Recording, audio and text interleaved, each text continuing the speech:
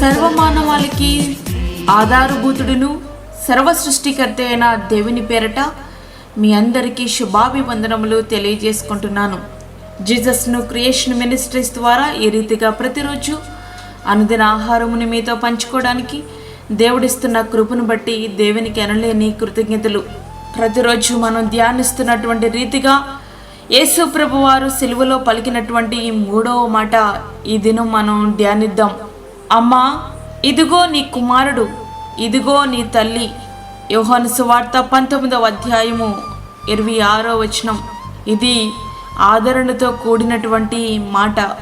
ఒక తల్లి 10 మంది పిల్లలను పెంచి పోషిస్తుంది.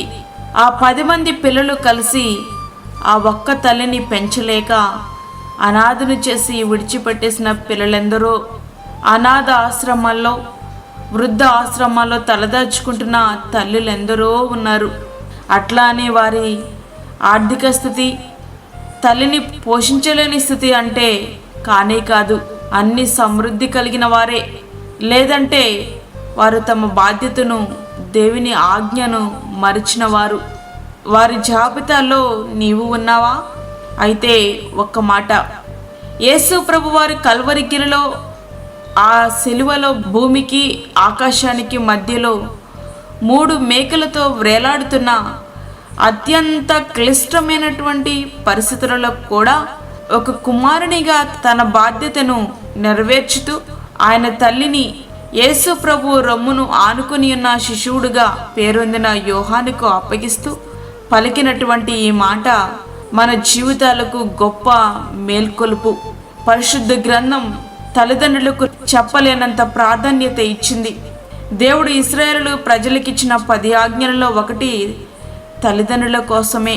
నీ దేవుడని యెహోవా నీకు అనుగ్రహించు దేశంలో నీవు దీర్ఘాయుష్మంతుడు అగినట్లు నీ తండ్రిని నీ తల్లిని సన్మానించుము. నిర్గమకాండము 20వ అధ్యాయము 12వ వచనం. సన్మానించడం అంటే ఏంటి? శాలువాలు కప్పి పూలు బొకేలు ఇవ్వాలని కాదు, కానీ వారి అవసాన దశలో వారి అవసరాలు గుర్తెరిగి వాటిని తీర్చగలగడం. తల్లిదండ్రులకు విధేయత చూపాలి, వారిని సన్మానించాలి. ఇది వాగ్దానముతో కూడినటువంటి ఆజ్ఞలలో మొదటిది. పిల్లలారా, ప్రభువునందు మీ తల్లిదండ్రులకు విధేయులయుండుడి, ఇది ధర్మమే. నీకు మేలు కలిగినట్లు నీ తండ్రిని తల్లిని సన్మానించుము, అప్పుడు నీవు భూమి మీద దీర్ఘాయుష్మంతుడు వగుదువు. ఇది వాగ్దానముతో కూడిన ఆజ్ఞలలో మొదటిది. ఎఫెసీ 6వ అధ్యాయము 1 నుండి 3 వచనములు. నీ తల్లిదండ్రులను నీవు సంతోషపెట్టవలను, నిన్ను కనిన తల్లిని ఆనందపరచవలను. సామెతలు 23వ అధ్యాయము 25వ వచనం. అట్లా కాకుండా వారిని నిర్లక్ష్యము చేసి వారిని దూషించినట్లయితే తన తండ్రినేనను తల్లినేనను దూషించి వాని దీపము కారు చీకటిలో ఆరిపోవును. సామెతలు 20వ అధ్యాయము 20వ వచనం. కారు చీకటిలో నీ దీపం ఆరిపోతే నీ గమ్యం ఎట్లా చేరుకోగలవు? నీవు ఆశించేది ఎట్లా పొందగలవు?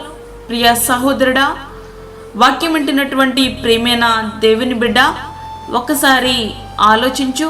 ఒకటి మాత్రం మనం గుర్తుంచుకోవాలి, నేడు మన తల్లిదండ్రులు ఎట్లా చూస్తున్నామో రేపు మా పిల్లల చేత అట్లానే చూడబడతాం.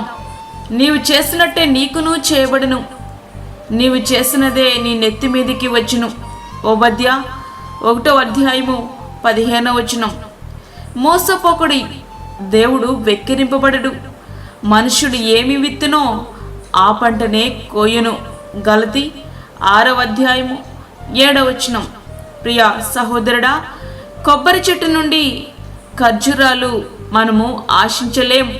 అట్లనే మనము నేడు మన తల్లిదండ్రులను నిర్లక్ష్యము చేసి రాబోయే దినాలలో మనము సంతోషాన్ని ఎలా పొందగలం?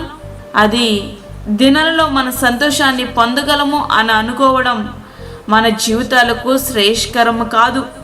ఒకవేళ ఇంతవరకు తల్లిదండ్రులను నిర్లక్ష్యము చేసావేమో, యేసు ప్రభువారు సిలువలో పలికిన మాట ద్వారా మన బాధ్యతను మనం గుర్తు చేసుకుందాం, సరి చేసుకుందాం. వారి అవసరాలు గుర్తెరిగి మన బాధ్యతను నెరవేర్చుదాం. ఆయన మాటకు తల వంచుదాం. ఆ రీతిగా మన జీవితాలు సిద్ధపరచుకుందాం. నిత్య రాజ్యానికి వారసులమవుదాం. అట్టి కృప ధన్యత ప్రభు మనకి అనుగ్రహించునుగాక. ఆమేన్. వాక్యం విన్నటువంటి ప్రియమైన దేవుని బిడ్డలారా, ప్రార్థనలో ఏకీభవించండి. పరిశుద్ధుడైన తండ్రి, ప్రేమగల యేసు ప్రభువా, అమూల్యమైన మరి యొక్క దినము మా జీవితంలో మీరు అనుగ్రహించారు. నీకు వందనాలు. ఈ దినమంతటికి కావలసిన నీ కృపను మాకు సమృద్ధిగా దయచేయండి. దిన ఆశీర్వాదాలు మాకు అనుగ్రహించండి ప్రభువా. ప్రతి విధమైన శోధన, కీడు, ప్రమాదము, తెగుల నుండి మమ్మల్ని తప్పించండి. ప్రార్థనలు ఏకీభవిస్తున్న ప్రతి ఒక్క బిడ్డ నీ యొక్క వాక్యానికి విధేయత చూపించినట్లుగా, వాక్య ప్రకారం ప్రవర్తించినట్లుగా సహాయం చేయండి. అదేవిధంగా బలహీనులను బలపరచండి. గర్భిణీ స్త్రీలను, చంటి బిడ్డలను, వృద్ధులను మీరు జ్ఞాపకం చేసుకునండి ప్రభువా. వారికి నీ కృప సమృద్ధిగా దయచేయండి. దూరదేశంలో ఉండి వాక్యం వింటున్న నీ బిడ్డలను జ్ఞాపకం చేసుకునండి. వారికి, వారి కుటుంబాలకు కావలసిన సమృద్ధి అయిన దీవెన ఆశీర్వాదాలు నీ చిత్తంలో వారికి అనుగ్రహించండి. ఎవరైతే ఇబ్బందుల్లో ఉన్నారో, ఇరుకుల్లో ఉన్నారో, ఆదరణ లేక ఉన్నారో, ప్రతి ఒక్క బిడ్డకు నీ కృప దయచేసి బలపరిచి నీ గాయపడిన హస్తములకు వారిని అప్పచెప్పుకుంటూ, మాకు కాదు యెహోవా, మాకు కాదు, సమస్త మహిమ ప్రభావములు మీకే ఆరోపించుకుంటూ యేసు పరిశుద్ధ నామమున అడిగి వేడుకుంటున్నాము తండ్రి. ఆమేన్. ఈ యొక్క వర్తమానములు మీ బంధువులకు, మీ స్నేహితులకు షేర్ చేయండి. దేవుని పనిలో మీరు కూడా పాలిభాగస్తులు కండి. అదేవిధంగా మీ ప్రార్థన అవసరతలు మాకు తెలియచేయండి. మా ఫోన్ నంబర్ 9177377559. దేవుడి మిమ్మును, మీ కుటుంబమును దీవించునుగాక. ఆమేన్. దేవుని సేవలో మీ సహోదరి అన్నామణి సాల్మన్.